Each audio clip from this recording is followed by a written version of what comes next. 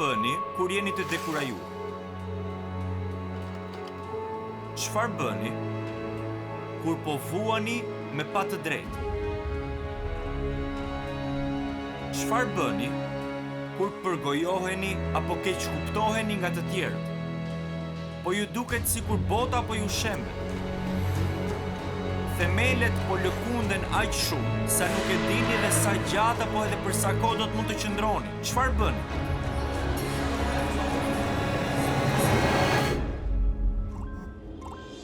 Thirrini shkëmbin, sepse ai është i vetmi që është i pandryshueshëm. Ai është i vetmi që ndrueshmëria e të cilit është e padiskutueshme. Edhe kur bota jon po rënohet, shkëmbi është simbol i palëvizshmërisë. Jeta plot mirënjohje, jeta me falënderim. Është sekreti për çdo gjë. Është sekreti i gëzimit, është sekreti i jetës me besim, është sekreti i bekimeve të Perëndisë. Thirrini shkëmbin.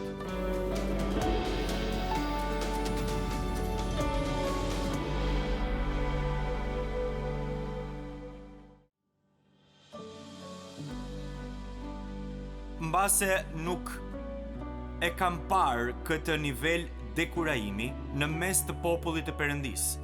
Dhe e di që ka shumë gjëra për të qenë të dekurajuar. Dekurajimet e vazhdueshme mund t'ju athithin energjinë. Dekurajimet e vazhdueshme shkaktojnë mungesën e shpresës. Dekurajimet e vazhdueshme, nëse këmbgulin, mund të jenë shumë shkatrimtare. Në fakt, dekurajimet e vazhdueshme mund të çojnë edhe në lloj-lloj sëmundjesh. Dhe për këtë arsye po e filloj këtë seri të shkurtër nga psalmet me titull Fjalë inkurajuese në kohë dekurajuese. Askush nuk ka vuajtur nga dekurajimi si Davidi. Ai e filloi si një djalosh bari në kodrat dhe në fushat e Betlehemit. U ndje i vetmuar me raste, ishte fare vetëm, duke u kujdesur për tufën e babait të tij. Por pikërisht këto kohë të vetmuara në përkodra e ndihmuan të krijonte disa nga lutjet më të thella që e nderojnë Perëndin në formën e psalmeve. Tani, jam i sigurt se me raste edhe Davidi mbase vriste mendjen. Edhe pasi u bë mbret, se çfarë aftësish apo talentesh natyrore do ta pajisnin atë për të drejtuar kombin. Jam i sigurt që me raste vrau mendjen se çfarë aftësish administrative apo drejtuese mund të tregonte vërtet. Duke qëndruar në ato kodra në Betlehem, afër Betlehemit, duke u kujdesur për tufën e babait të tij. Por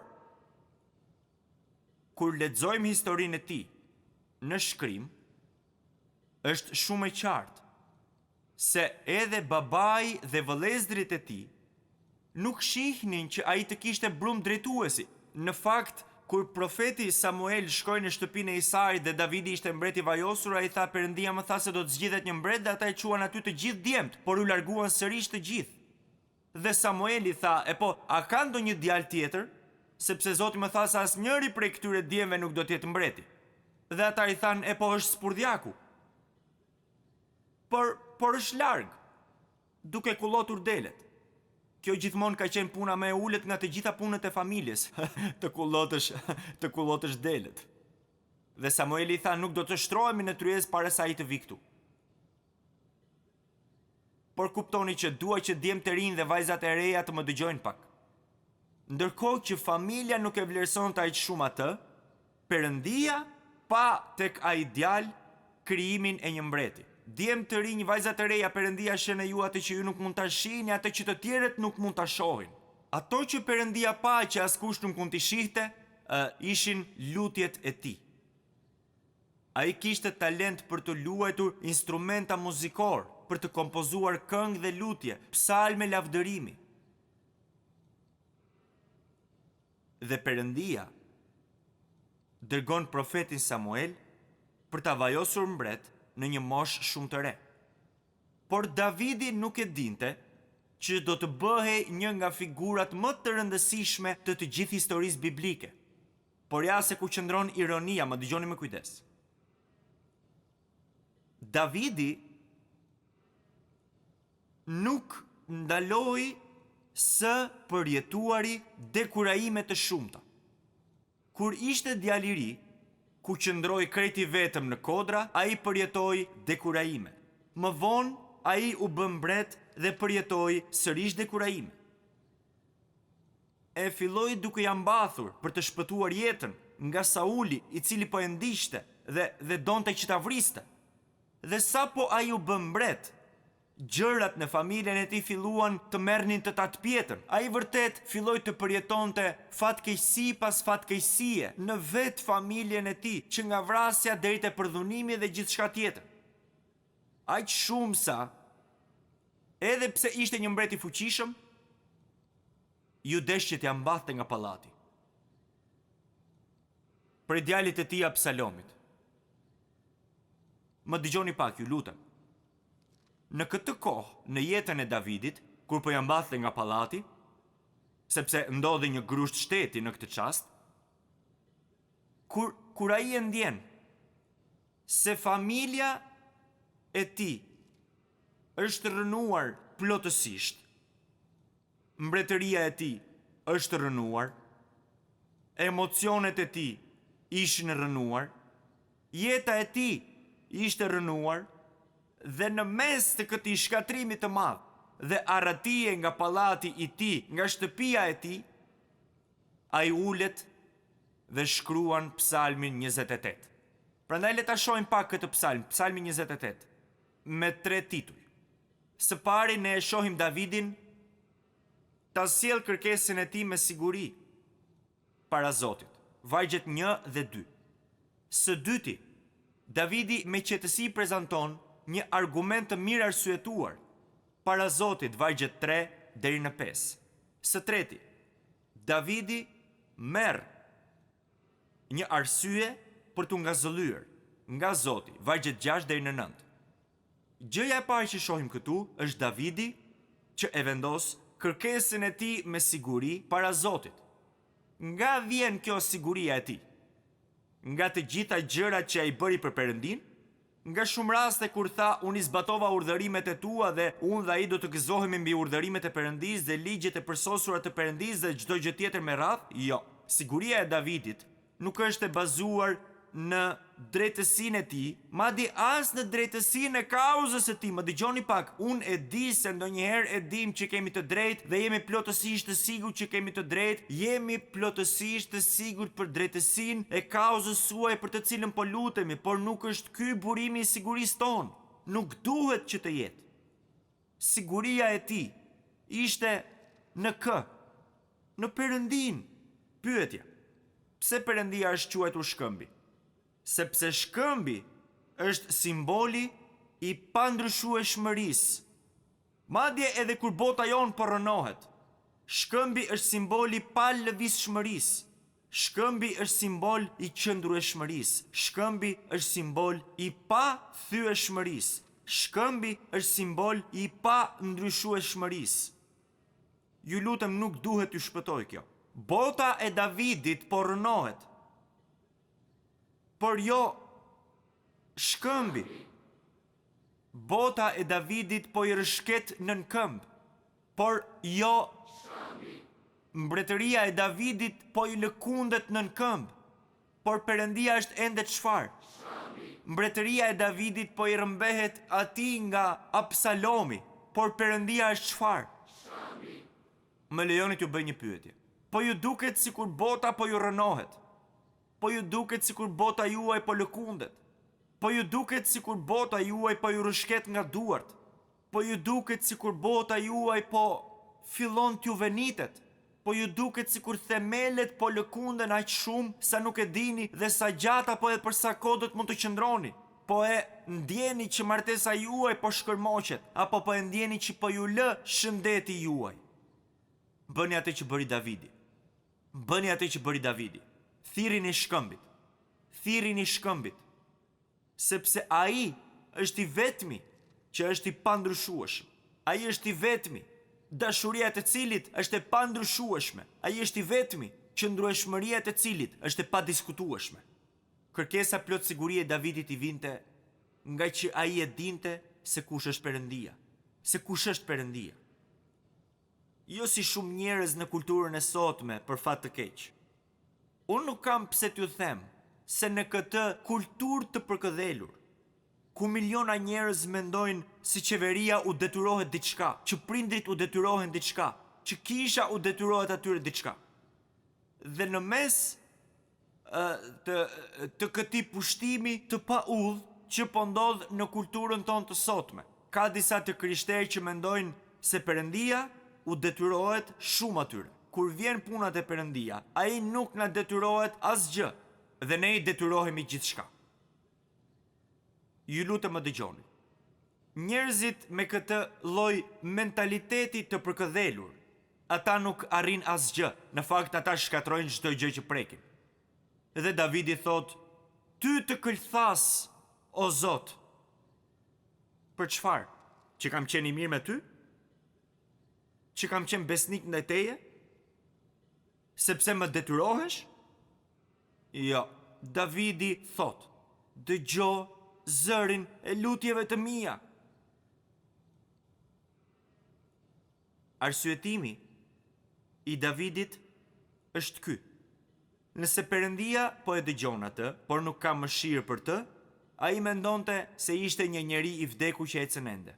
Unë mendoj se është e lehtë që të kuptojmë se Davidi i shkroi këto fjalë kur po përjetonte atë që shumë prej nesh e përjetojnë ndonjëherë.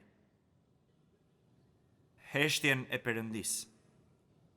Ai po përjetonte heshtjen e Perëndisë. Davidi thot se ngriti dorën drejt vendit të shenjtë. Kjo është simbolik e pranisë së Perëndisë. Të ngresh duart është një shprehi përgjimi ndaj Perëndisë. Kur Mojsiu ngriti dorën e tij mbi mal, Perëndia i dha fitoren Josueut.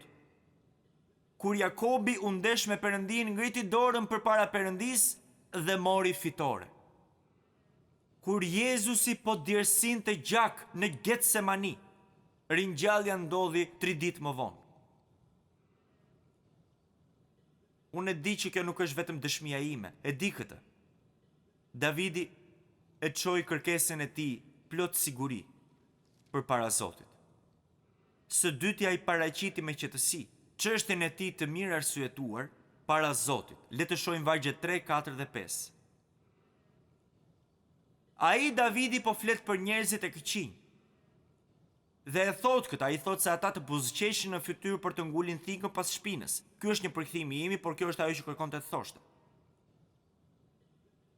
Dhe i kërkon Perëndisë që të gjykojë, që të paguajnë për veprat e tyre të liga. Këto fjalë mund të duken të ashpra për kulturën tonë të butë, jo paragjykuese dhe që është tolerante. Unë jam plotësisht i bindur se Satani ka lëshuar një fushat propagandistike të suksesshme që e ka degeneruar mendjen e një brezi të tërë. E një brezi të tërë. Njerëzit nuk duan që të fajsojnë kriminalët për jetën me krime që kanë bërë. Ata nuk duan që të dënojnë vrasësit të cilët marrin jetë. Ata na thonë, këta vrasës dhe këta kriminal, këta nuk duhen gjykuar, ata duhet që të kuptohen. Në kontrast me këtë, Davidi thot, jepu atyre sipas veprës së duarve të tyre. Me gjasa kultura jonë do të thoshte, ai nuk duhet të jetë kaq paragjykues ndaj atyre njerëzve që po e ndjekin atë. Njerëzit po përpiqen që ta shkatrojnë, ai nuk duhet të jetë paragjykues. Ai duhet të jetë më i mirë kuptueshëm. Ai duhet të jetë më tolerant. Tani të dashur, Bibla që nga fillimi deri në fund na tregon që të gabuarën duhet ta quajmë të gabuar, të keqen të keqe, mëkatin mëkat, ligësin ta quajmë ligësi.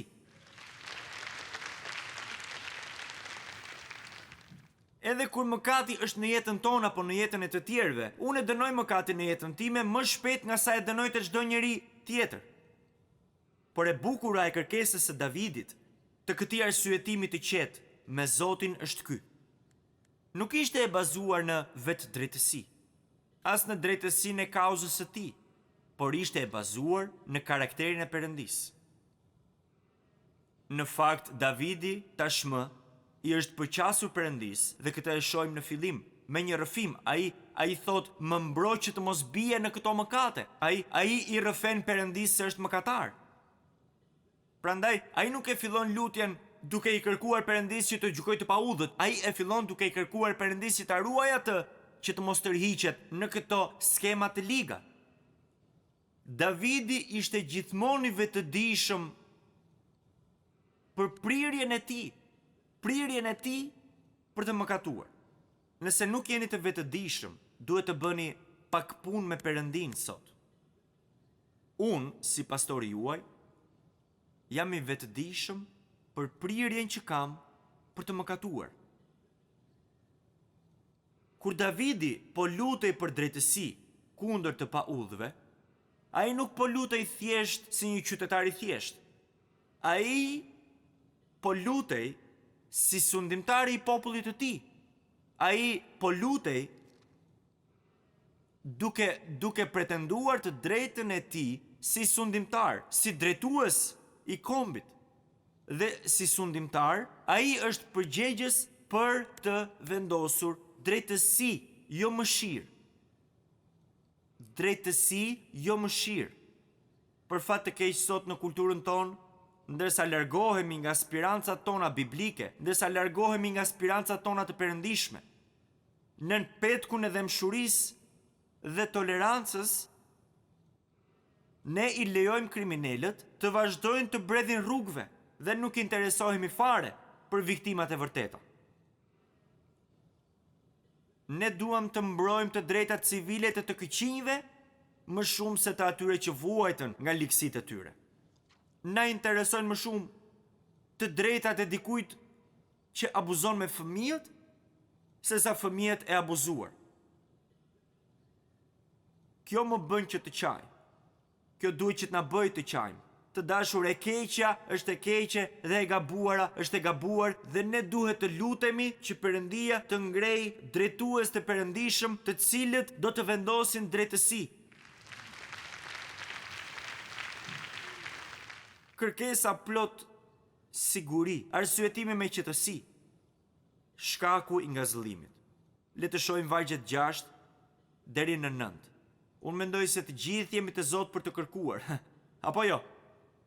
Pra, të gjithë jemi shumë të Zotë për të kërkuar. Ne mund të jemi të Zotë edhe për të arsyetuar. Por vetëm shumë pak prej nesh janë mirënjohës kur lutjet marrin përgjigje. Ne nuk ndalojmë aq sa duhet për ta falendëruar atë. Shpejt emocionet tona të harbuara veniten dhe ndërsa koha kalon. Por çfarë ka bërë ai për mua kohët e fundit? Por jo Davidi. Në fakt, ai fillon të përlëvdoj dhe të falenderoj Perëndin përpara se të shoh prova për përgjigjet e lutjeve të tij. Le të shohim vargjet 6 dhe 7 të Psalmit 28. I bekuar qoftë Zoti, sepse ka dëgjuar zërin e lutjeve të mia. Zoti është forca ime dhe mburoja ime. Zemra ime ka pasur besim tek ai dhe unë u ndihmova. Prandaj zemra ime ngazëllen dhe unë do ta kremtoj këtë me këngën time. Nuk duhet t'ju shpëtoj besimi i plot i Davidit te Perëndia, pavarësisht gjithçkaje. Ai beson plotësisht Perëndisë përpara se lutjet të marrin përgjigje. Të dashur, më dëgjoni pak, ju lutem. Kjo jetë që po jetojmë pikërisht tani, jeta që po jetoni sot, kudo që të jeni dhe në çfarë rrethanash gjendeni sot, ne e jetojmë për shkak të asaj që Perëndia bëri për ne një ditë përpara. Dhe do të jemi në një vend të ndryshëm nesër për shkak të asaj që Perëndia po bën për ne sot. A e dini pse po e them këtë? Unë po e them këtë sepse Perëndia nuk kufizohet nga dimensionet e kohës ashtu si ne. Dhe kur ai sheh poshtë, ai sheh të shkuarën, të tashmen dhe të ardhmen, të gjitha përpara syve të tij. të gjitha të përfunduara. Dhe për këtë arsye, ashtu si Davidi, ne duhet t'i besojmë plotësisht atij, madje edhe në kohë kur ne na duket sikur kemi heshtjen e tij. Heshtjen e tij. Le të shohim vargun 7. Zemra ime ka pasur besim, është në të shkuarën. Unë u ndihmova, është në të tashmen. Unë do ta kremtoj këtë, është në të ardhmen. Davidi, bazuar në vetë përvojën e tij me Perëndin, bazuar në njohuritë që ka për karakterin e Perëndis, jo vetëm në jetën e tij, por edhe në jetën e Abrahamit, dhe të Mojsiut, dhe të Jakobit, dhe të Isakut, sepse e njihte fjalën e Perëndis. Bazuar në të gjitha këto, lutjen e tij Davidi tani e sheh me besim si Perëndin që po vepron. Dëgjojeni nga ky predikues i thjesht. Pas gjithë këtyre viteve që kam qenë duke ecur me Zotin, unë mund t'ju them me një bindje të plot dhe një siguri të plot se jeta plot mirënjohje, jeta me falënderim, është sekreti për çdo gjë. Dhe e kam fjalën për ta bërë mënyrë jetese këtë, jo thjesht me raste të themi faleminderit Perëndi. Jo, e kam fjalën për ta bërë mënyrë jetese këtë. Ky është sekreti i gëzimit. Ky është sekreti i jetës me besim, është sekreti i bekimeve të Perëndis. E di që kjo është një deklaratë gjithëpërfshirëse, e di këtë, por ju lutem, më lejoni që të bëj thirrje që ta provoni. Provojeni. Ju lutem provojeni. Praktikojeni. Jetojeni. Nuk do të jeni kur më njësoj.